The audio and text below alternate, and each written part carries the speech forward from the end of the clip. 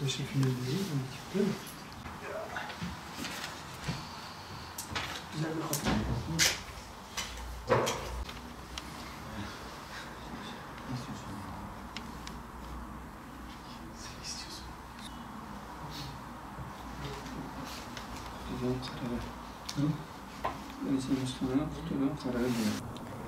Peygamber Sevdalıları platformu olarak her yıl Peygamberimiz sallallahu aleyhi ve sellemin kutlu viladeti münasebetiyle yurt içinde ve yurt dışında mevlid etkinlikleri düzenliyoruz. Peygamber Efendimiz sallallahu aleyhi ve sellemin o güzel ahlakını yaşamayı ve yaşatmayı bir görev ve sorumluluk olarak görüyoruz. Onun kutlu viladeti İslam alemi için elbette bir bayramdır.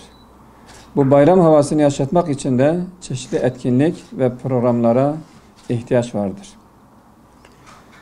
Peygamber Sevdalıları platformu olarak her yıl Nisan ayı boyunca Türkiye geneli yüzlerce merkezde açık ve kapalı mekanlarda programlar yaparak milyonlarca peygamber sevdalısını bir araya getirmeye vesile olduk.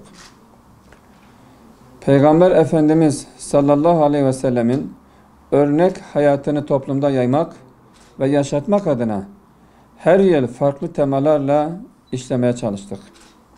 Toplumda unutulmaya yüz tutmuş sünnet-i seniyeyi ihya etmek amacıyla yola çıktık. Meydanlarda ve salonlarda milyonlara hitap ettik.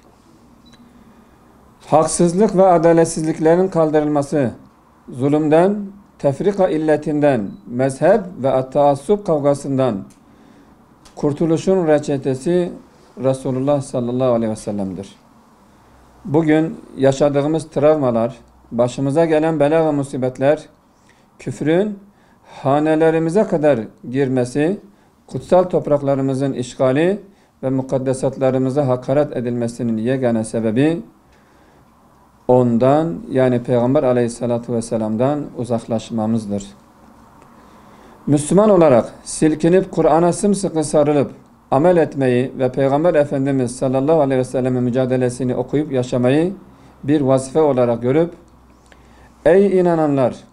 Andolsun ki sizin için Allah'a ve ahiret gününe kavuşmayı umanlar ve Allah'ı çok anan kimseler için Resulullah sallallahu aleyhi ve sellem'de en güzel örnekler vardır. Ayet-i kerimesini kendimize düstur edindik.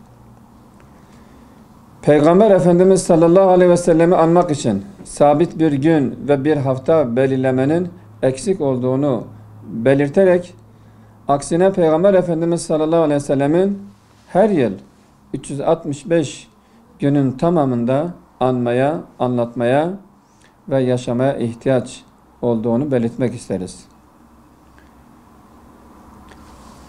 Diğer taraftan Diyanet İşleri Başkanlığı'nın kutlu doğum programları ile ilgili almış olduğu yeni kararından sonra yönetim kurulumuzun geniş kapsamlı istişaresiyle SEYDA, akademisyen, yazar, sivil toplum kuruluşu yöneticileri ve kimi çevrelerle yaptığımız görüşmelerle Hz. Peygamber sallallahu aleyhi ve sellemin dünyaya teşrifi olan 12 Rabiülevvel ayının Hicri yılbaşına göre kutlanmasına karar verilmiştir.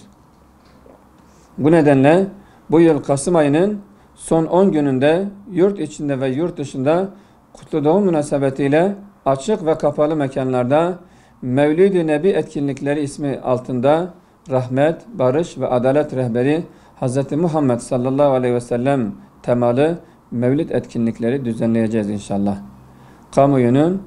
Kamuoyuna önemli duyurulur.